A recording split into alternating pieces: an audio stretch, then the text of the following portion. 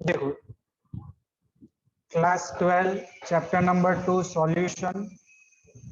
Today is our topic qualitative properties and determination of molecular mass. So students, we know that when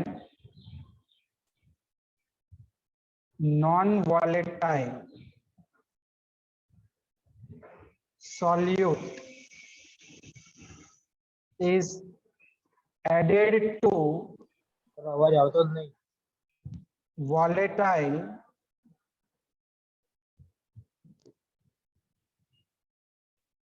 solvent, vapor pressure of solvent is decreases.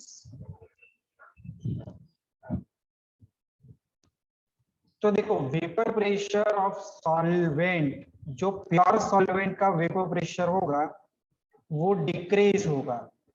Clear? और इसके कारण हमें solution की कुछ properties यहाँ पे पढ़नी है. कौन सी प्रॉपर्टीज? तो 4 प्रॉपर्टीज है, कॉलिगेटिव प्रॉपर्टीज. तो पहले मैं आपको यहाँ पे कॉलिगेटिव प्रॉपर्टीज की डेफिनेशन लिख दूंगा. Colligative properties,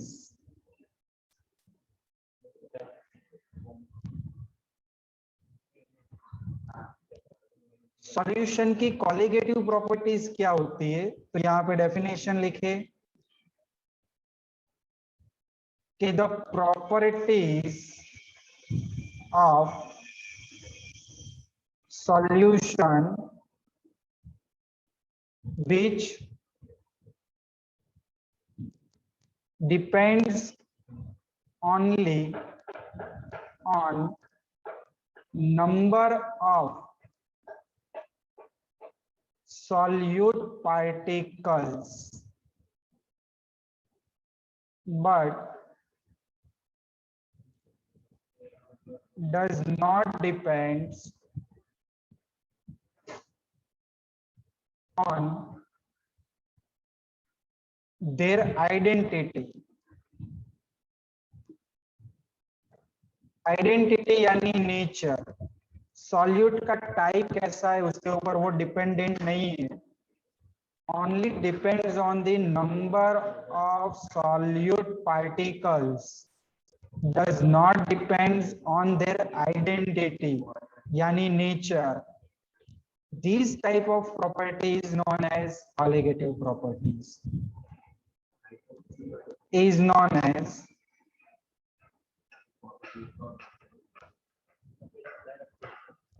colligative properties. ये colligative properties के definition. The properties of solution which depends only on number of solute particles but does not depends on the nature of solute यानी identity of solute is known as colligative properties. ये chapter में हमें बाकी ये 4 properties ही पढ़नी है, फिर almost अपना चैप्टर यहाँ पे कंप्लीट होगा. तो second point, there are 4 types of colligative properties of solution. Solution की 4 टाइप्स की कॉलिगेटिव प्रॉपर्टीज होती है. Properties number 1, relative lowering in vapour pressure. देखो ये वाला relative lowering of vapour pressure of solvent.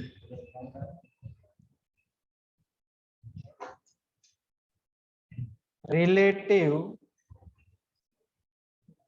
lowering in vapor pressure of solvent. Second, elevation in boiling point, देखो elevation of boiling point of a solvent, ये सारे हमें details में पढ़ने हैं। elevation of boiling point of solvent, elevation यानी बढ़ना, solvent का बॉइलिंग पॉइंट बढ़ना, ये भी हम पढ़ेंगे आगे डिटेल में पूरा। फिर डिप्रेशन ऑफ फ्रीजिंग पॉइंट,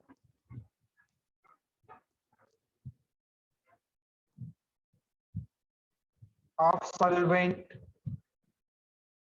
और लास्ट वन फोर्थ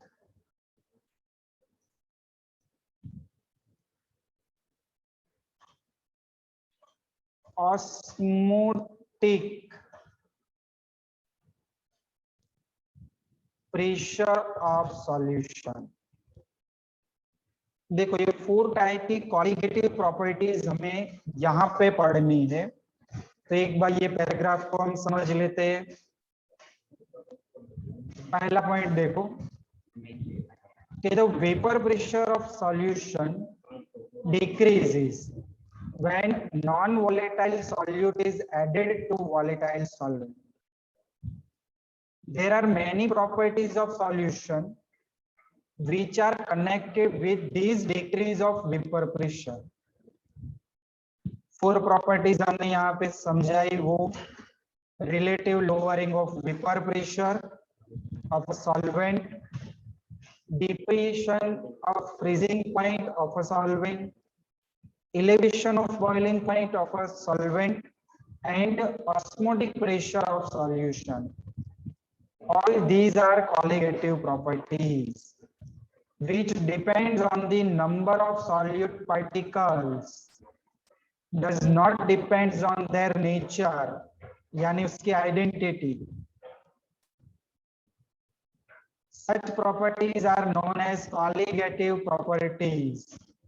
फिर कॉलिगेटिव का यहाँ पे आपको मीनिंग दिया है, तो पहले इतना पढ़ लो, फिर हम फर्स्ट कॉलिगेटिव प्रॉपर्टीज आज पढ़ेंगे। तो देखो ये क्वेश्चन आपको काफी बार 4 मार्क्स में बोर्ड में पूछ लेते हैं। Raoult's law for non volatile solute and volatile solvent. तो प्रीवियस लेक्चर्स में हमने समझा था कि एक बीकर में हमने ओनली वॉलेटाइल सॉल्वेंट लिया था, यहाँ पे पूरा वॉलेटाइल था। सो इनका वेपर प्रेशर हमने ले लिया था P1 नॉट, और यही बीकर में हमने नॉन वॉलेटाइल सॉल्यूट को ऐड किया। तो याद करो मैंने जब नॉन वॉलेटाइल सॉल्यूट को ऐड किया तो वेपर प्रेशर इंक्रीज हुआ था या डिक्रीज हुआ था? डिक्रीज हुआ था। यस, तो वेपर प्रेशर यहाँ पे डिक्रीज हो गया था। पूरा रीजन वहां पे हम समझे थे, इसको मैंने दे दिया P1, और मैंने आपको बताया था P1 not is greater than P1। तो ये जो relative lowering in vapour pressure है उनका हमें यहाँ पे पूरा डेरिवेशन देखना है ये थियरी में। क्लियर? सो पॉइंट नंबर 1 हम यही लिखेंगे जो मैंने आपको समझाया कि vapour pressure of a solvent in a solution is less than that of pure solvent. ये पॉइंट रहेगा। थियरी का एक एक पॉइंट नोट करते जाना। यहाँ पे मैं लिखता हूं, we know that vapor pressure of solvent in solution decreases when we added non volatile solute, non volatile solute को ऐड करने पे सॉल्वेंट का जो वेपर प्रेशर होता है सॉल्यूशन में वो डिक्रीज कर रहा है। ये हुआ पॉइंट नंबर 1। चलो अभी हमें इसका कितना डिक्रीज होता है क्या है वो सब यहाँ पे डिराइव करके देखना है। सो यहाँ पे सोच लेते हैं, let us consider vapour pressure,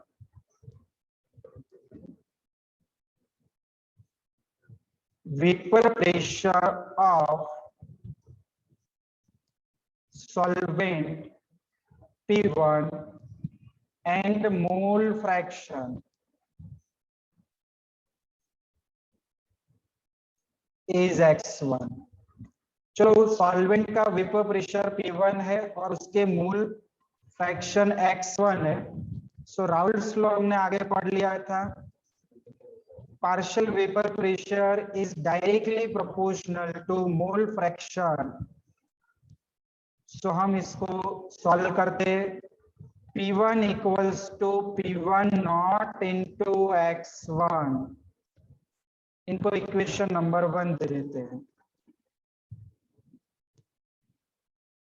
चलो अभी मैं यहाँ पे relative lowering in vapour pressure, यानी मैं डेल्टा पी निकालना चाहता हूँ, कितना डिफरेंस है। देखो ऊपर बिकर में देखो आप कि जो वेपर प्रेशर डिक्रीज हुआ वो कितना हुआ वो मुझे चाहिए। तो मैं क्या करूंगा, डेल्टा पी निकालूंगा।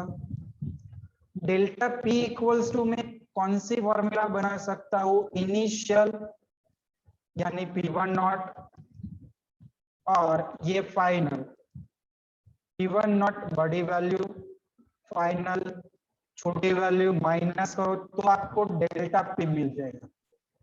यानी मैं लिखूंगा P1 not minus P1।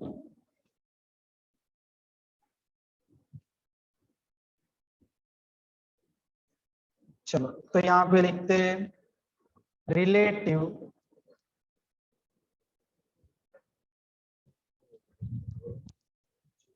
lowering in vapor pressure delta P equals to P1 not minus P1। चलो delta P equals to P1 not minus P1, ये ऊपर देखो P1 की वैल्यू आपके पास है तो यहाँ पे सब्स्टिट्यूट कर दो P1 नॉट इंटू X1। चलो यहाँ से कुछ कॉमन निकल रहा है, देखो तो P1 not, yes P1 not यहाँ से कॉमन निकाल दो। तो ये हो गया P1 नॉट, ब्रैकेट में बचा 1 माइनस X1। चलो P1 नॉट को नीचे ले लो, सो हमें क्या मिलेगा यहाँ पे delta P upon P1 not equals to 1 minus X1। चलो delta P upon P1 not 1 minus X1 की जगह पे मैं क्या लिख सकता हूँ,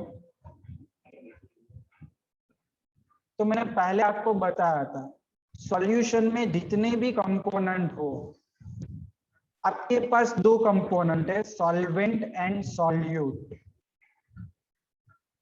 मैंने पहले आपको बता दिया सॉल्वेंट को 1 से इंडिकेट करेंगे और सॉल्यूट को 2 से इंडिकेट करेंगे। चलो तो 1 माइनस X1 करो, इसको मैं सामने ले रहा हूं। सो X2 इक्वल्स टू क्या होगा 1 माइनस X1। सो यहाँ पे मैंने रख दिया X2। क्यों X2 रखा, ये रीजन देखो पास में मैंने यहाँ पे दिया है, mole fraction of a solution equals to 1। So X2 equals to 1 minus X1। चलो last point delta P, delta P equals to आप क्या लिख सकते हो, P1 not minus P1 upon P1 not equals to X2। तो इनके ऊपर से लास्ट पॉइंट लिखेंगे। So we can say that ये पूरा जो टर्म है ये है relative lowering in vapour pressure, और x2 को हम क्या कहेंगे, x यानी मोल फ्रैक्शन, 2 यानी solute, so mole fraction of solute. So we can say that, फिर यहां से ऊपर वाला स्टेटमेंट लिख दो, relative lowering in vapor pressure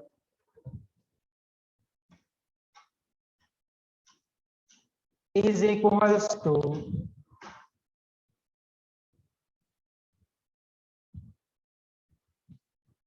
mole fraction of solute।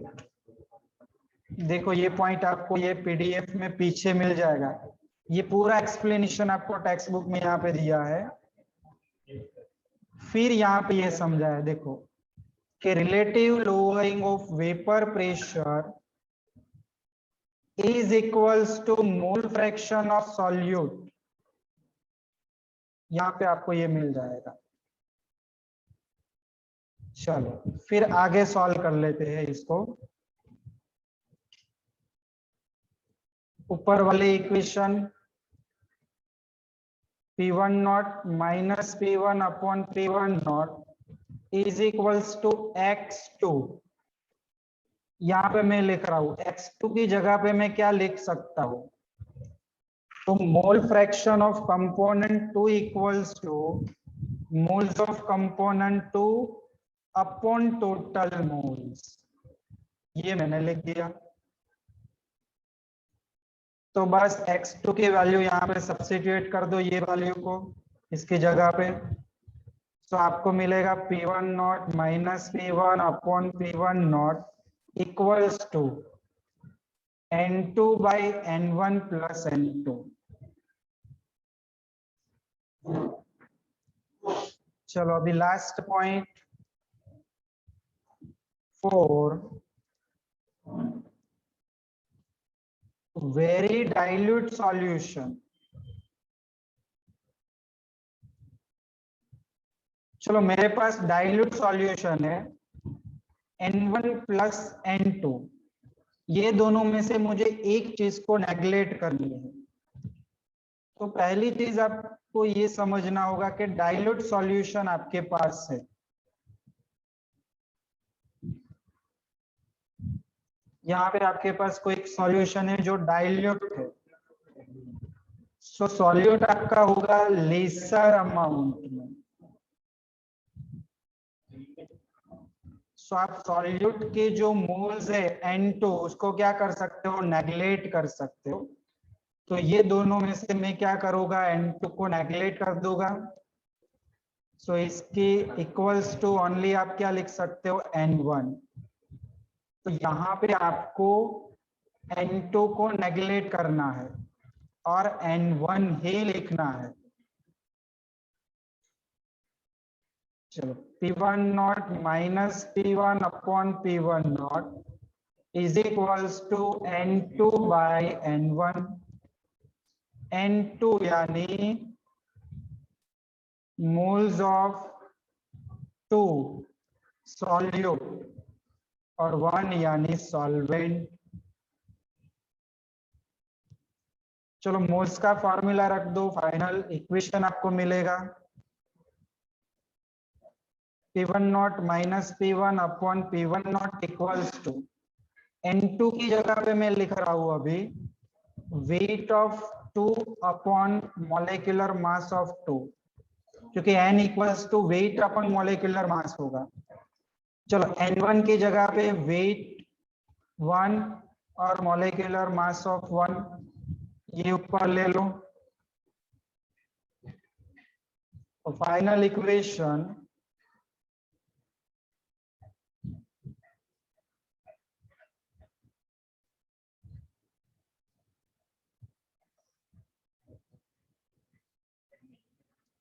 ये फॉर्मूला एग्जाम्पल के लिए खास प्रिपेयर कर लेना। चलो सारी क्वांटिटीज यहां पास में लिख रहा हूं। Where W2 weight of solute, W1 weight of solvent, M2 M यानी molecular mass of solute, M1 molecular mass of solvent, P1 not. देखो P1 नॉट क्या था, vapour pressure of solvent, pure solvent.